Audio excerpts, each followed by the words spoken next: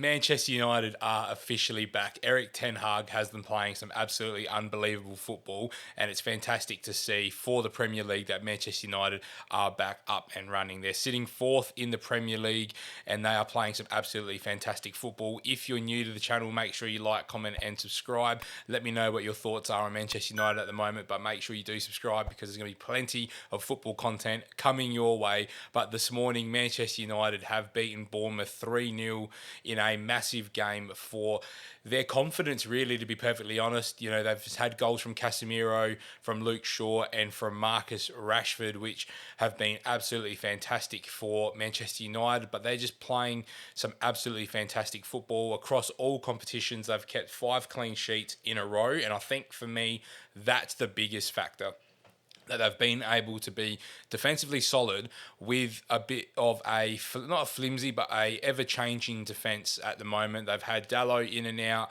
They've had Malacia in and out. They've had Wan-Bissaka in and out. They've had Varane, Martinez, Lindelof, Shaw all sort of go through those centre-back department, but the only constant has been David De Gea, and in the last few games he has pulled off some magnificent saves to deny teams goals and keep those clean sheets. I think straight back to the Neves free kick from the weekend, and there was also a strike from one of the Bournemouth players that looked top corner bound until David De Gea flung himself and was able to take, or to put it around for a corner this morning with about 15 minutes to play. But Manchester United look like they've got an identity back, and they haven't really had one since really Jose, who had that real defensive philosophy with Manchester United. It's been great to see the emergence of Anthony Martial. Obviously, he needs to ensure that he stays fit because we know he's had his fitness issues in the past, but you can't go past Marcus Rashford at the moment. He's scored 3 in 3 since the restart, and he's just looking very, very sharp.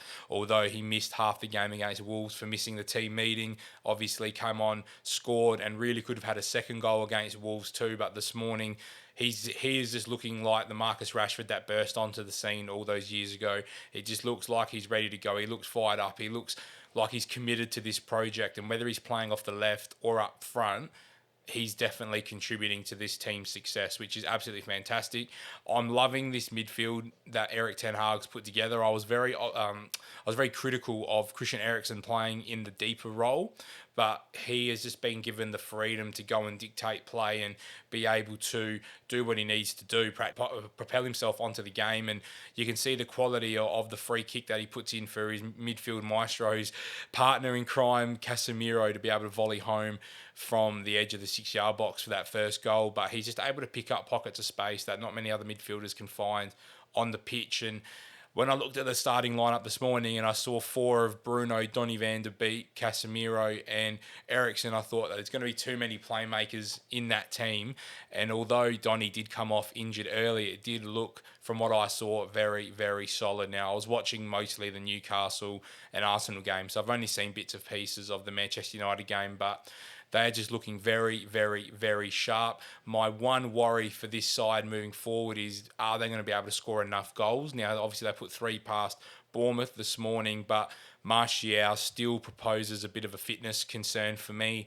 There's just such a track record of him not being able to see out big stretches of games, and this season is unlike any other, where there's going to be games coming thick and fast. There's FA Cup coming this weekend, there's Europa League around the corner for Manchester United as well, and Martial is going to be expected to pick up a lot of minutes in those games, which I just don't see him being able to do and be able to be successful in staying fit. So that puts a lot of burden on Marcus Rashford. They've obviously lost Cristiano Ronaldo, so that's not ideal for the key stakeholders in this Manchester United enterprise at the moment. And I just think they're one attacker short. Jadon Sancho, we don't know when he's going to be back and fit, ready to go, because he's had some extremely extended periods of time away from the club. Garnacho is a very young player that you don't want to throw in there too early. You don't want to give him too much exposure, but he is very, very promising.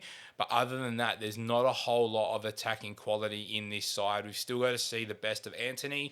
We've seen him have glimpses of the player that was at Ajax, but he needs a bit of a run in the team. But at whose expense at the moment, you never know. But I think Manchester United showed their intent with Cody Gakpo, which was positive. Do I see them going to get a monster signing. I definitely don't, especially not in January, which is disappointing if you're a Manchester United supporter. Just with the club being on the verge of sale at the moment, I don't see the current owners putting the money into the club, which is disappointing. But there's also not a lot of players out there. So it wouldn't surprise me if the rumours are true and Memphis Depay potentially makes a return to Manchester United. Now, I don't think this would be the worst stopgap for 6 months, because Memphis will be keen to at least get some solidarity with his football back. He's obviously not had the best of times really since those days in Lyon, which have been disappointing for him. He's at Barcelona currently. I don't have his numbers up in front of me, but I think for him, if he could get an extended run in this Manchester United team, he's someone that could score, 10 goals come the second half of the season. So getting an experienced striker like that would be fantastic. I've seen a lot of people talking about Alexander Mitrovic. I think he would be fantastic for Manchester United. I just don't see Fulham selling unless it's 65, 70 million. And I'm not saying he's worth that, but he's worth that to Fulham. Fulham are a very, very wealthy club, and they're not in a position where they need to sell. I also don't see Mitrovic wanting to leave Fulham, but if Manchester United could get a striker that could have some presence up front, that could draw defenders, that could hold the ball up, that could play in and play off of Bruno, Eriksen, Rashford, off of Martial, off of Antony, then they could be doing some serious, serious damage come the second half of the season. And I'm very, very excited to see what Manchester United can do, because the race for the top four is definitely on. Will they qualify for the Champions League? They're in pole position right now. They are sitting in fourth. They've got some hard games. They've got to play Manchester City and Arsenal in their next two. So we'll know exactly what they're made of. Let me know in the comments what your thoughts are on Manchester United right now. Subscribe for more Premier League football content, and I'll see you guys very, very soon on the channel.